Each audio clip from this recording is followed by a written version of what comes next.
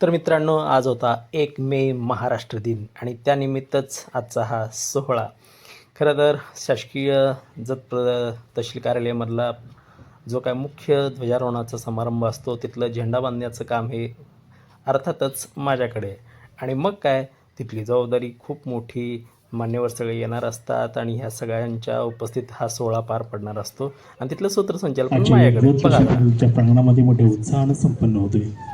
महाराष्ट्र राज्याचा 67वा स्थापना दिनाचा शुभारंभ अगदी 2च मिनिटांमध्ये माननीय श्री गोपीचंदजी पडळकर साहेब.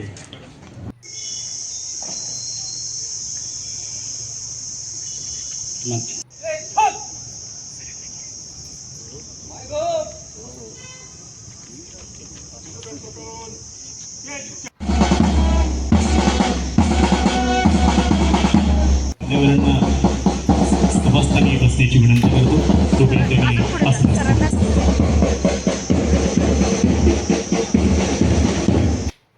अशा पद्धतीने तिथलं सूत्रसंचालन हे माझ्याकडे आणि मग सर्व पाहुण्यांना, सर्व मान्यवरांना घेऊन एकत्रित अशा पद्धतीनं असं नसतं केलं.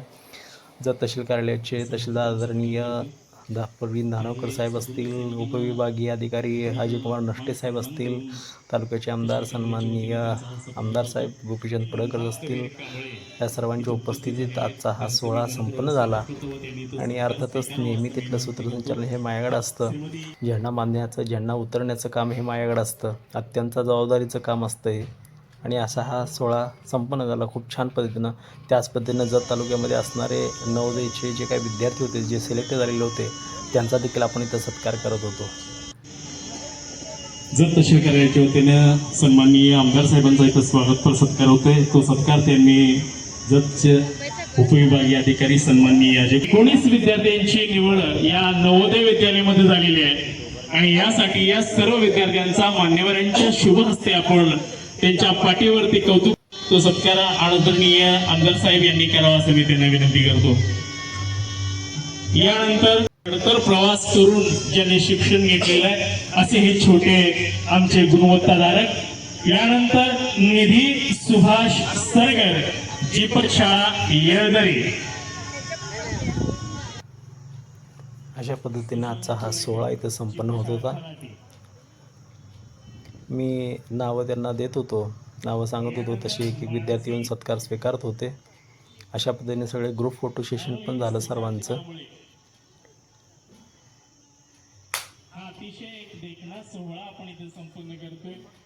अशा पद्धतीनं सगळ्यांचा हा सोहळा इथे संपन्न झाला.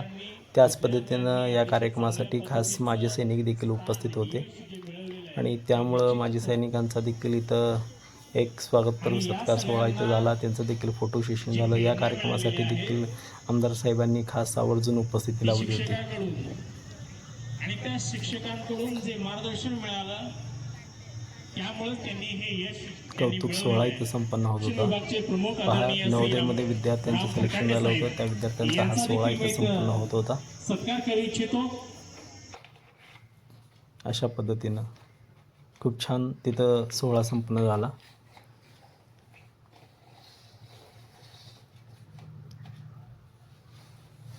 तुम्ही बघू शकाल, अतिशय सुंदर असं कार्यक्रम इथं संपन्न होत होता.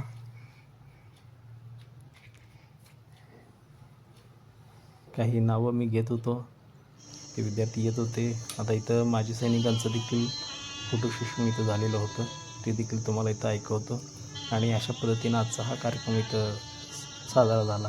घरामध्ये सर्वजण अत्यंत सुरक्षित होतो असे हे आमचे सगळे जवान इथं उपस्थित झालेले आहेत. त्यांचंही जत तालुक्याच्या वतीनं मी मनपूर्वक स्वागत करतो व आभार मानतो की त्यांनी. अशा पद्धतीने आजचा 1 मे महाराष्ट्र दिन मोठ्या उत्साहात आणि थाटामाटात पार पडला. धन्यवाद.